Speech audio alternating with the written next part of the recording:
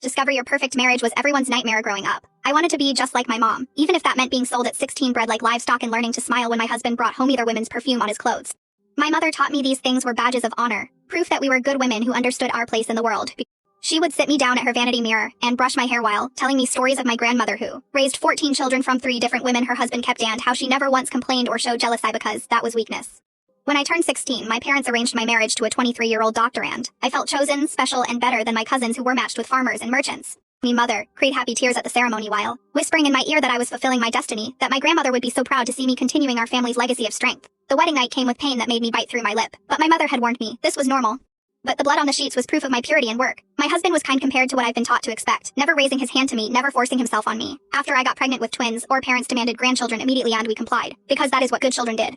Sobbing into my pillow, he promised never to touch me again if I didn't want it. I thought this made him the best husband in the world, and I told my mother about his kindness, how lucky I was that he respected my wishes. She smiled and said he was blessed that most men wouldn't be so understanding.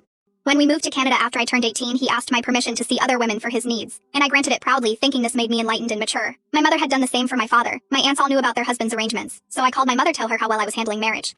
She praised me for being so wise, for understanding that men had needs wives couldn't always fulfill. The jealousy was a poison that destroyed families. Every Friday night he would leave after putting our sons to bed, and I would clean the house and feel accomplished, like I was winning at being a wife. And COVID arrived and changed everything. I got so sick I could barely breathe. And for over a month he became someone I'd never seen before. He held my hair when I vomited, changed my sheets when I sweated through them, sang lullabies when the fever made me delirious.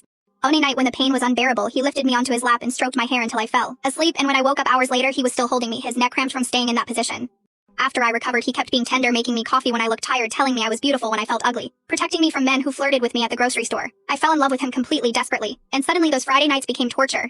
I followed him one night and watched through a hotel as he touched another woman in ways that made my chest feel like it was caving in. When I got home, I called my mother sobbing, telling her I couldn't do this anymore, and I wanted him to stop seeing other women. She called an emergency family meeting. My aunt and grandmother descended on our house like Bulcheresto, a carcass.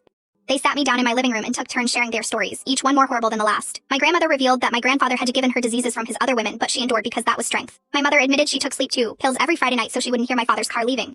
The aunt showed me her prescription for antidepressants, saying they helped her cope with the Western influence of wanting monogamy. They told me that falling in love with my husband was the real sin, that I was being selfish and weak, that I would destroy my family.